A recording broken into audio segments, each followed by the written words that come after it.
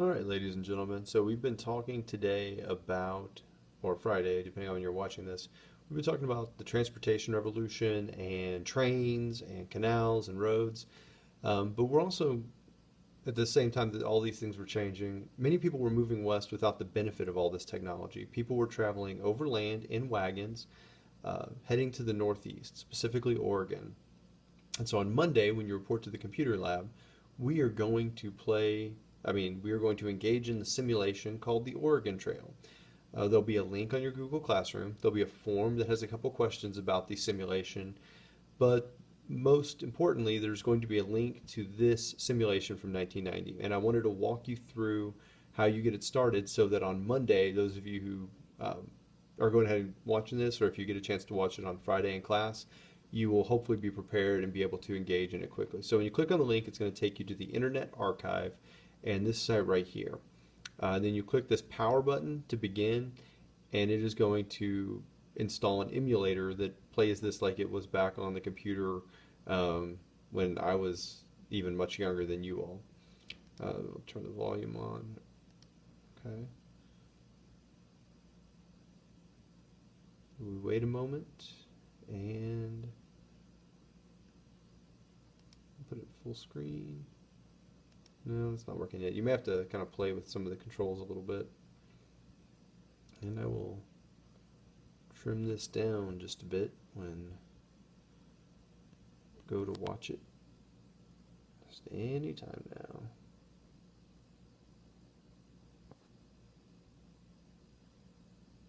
Let's just try that again.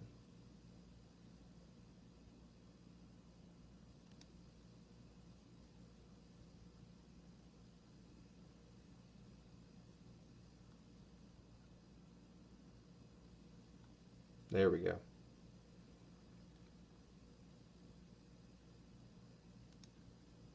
And you can expand it into full screen. And when you do that, you are going to not use your mouse anymore. So you've got some options. You can learn about the trail, which I would recommend. Tells you about what you're doing, what you're going to face, and how you're going to handle these things, options you'll have with river crossings, and then supplies. You'll have to buy some things before you take off on the Oregon Trail.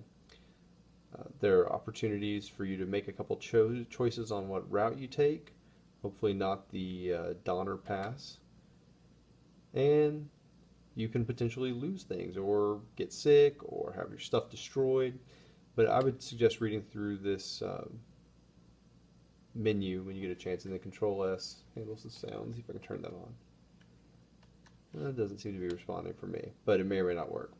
And if you want to quit, you hit escape and it'll take you out of the full screen. All right, so let's travel the trail. And when we travel the trail, we can be a banker from Boston, which will give us the most money, a carpenter from Ohio, which will give us medium money, or a farmer from Illinois, who has the least amount of money. And option 4 will take you through some of these choices, but Boston, the banker from Boston, is by far the easiest. So we're going to choose that. You will get more points if you choose one of the harder scenarios. And you will get more Pyro Bucks from me if you complete the game on one of the harder scenarios. So we're going to be Mr. Frederick. And, oh, no, that doesn't work. Anyway, and who are the other people that,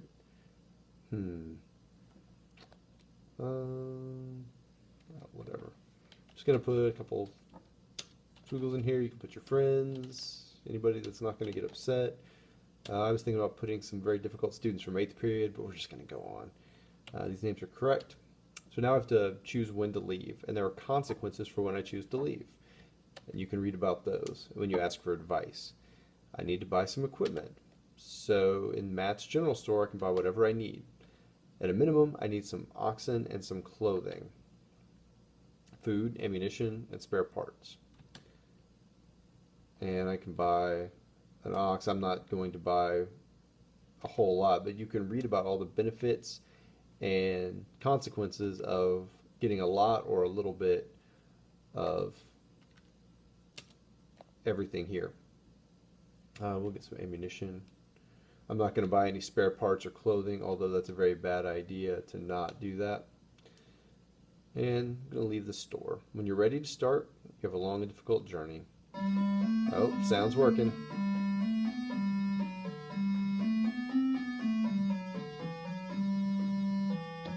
Okay, that's enough of that. So now I've got 9 control options here while I'm in town. I see the weather's cool, my health is good, the pace I have chosen is steady, and my rations are filling. Now, you can't control the weather and your health, but you can control your pace and rations.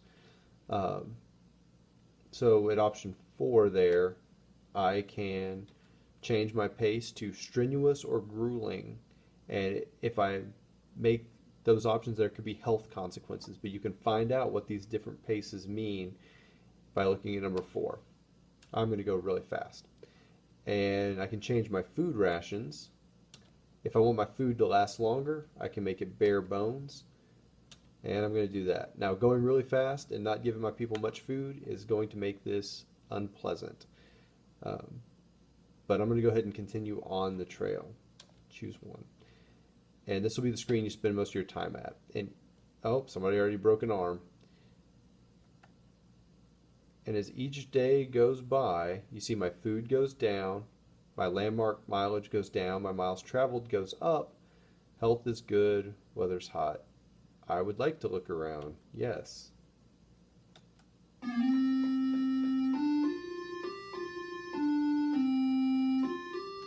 Those are the finest 8-bit graphics 1990 could buy. Uh, so now my options are continue on trail, check supplies, look at map, change pace, change food rations, stop to rest, attempt to trade, or talk to people. Let's see what happens if we want to trade. You meet another immigrant who wants 121 bullets. She will trade you 1 wagon axle. Are you willing to trade? I got a lot of bullets. I will take that trade. And we can see if there's anyone to talk to. A ferry operator tells me, don't try to ford any river deeper than the wagon bed, about 2.5 feet. You'll swamp your wagon and lose your supplies. You can caulk the wagon bed and float it, or be smart and hire me to take your wagon on my ferry. Sounds like good advice. Let's continue on the trail. Oh, now I have to cross the river. The river is 5.6 feet deep and 634 feet across. So I will need to either attempt to ford the river, which is bad, caulk the river and float it across, which is risky, or taking the ferry across. The ferry is the safest, but again, you can get more information by pushing number 5. I'm going to attempt to ford the river, which is the worst option. And let's see what happens. Oh. Well, so far so... Oh, no, there it goes. Okay. The river's too deep. I lost a whole bunch of stuff, and 2 people drowned. So not a good choice on my part. But I need food. So I am going to size up the situation. Oh, in a thunderstorm. I'm going to press enter to size up the situation. I need to hunt for food. So I'm going to press 8.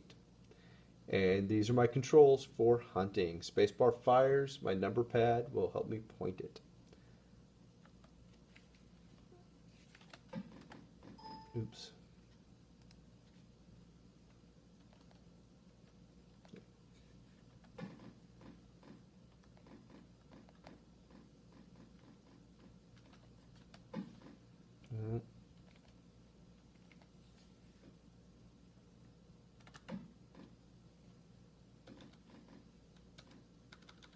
It looks like enter makes him walk, maybe? Oh, okay, I didn't get any food. So this is not going to be an awesome journey for me.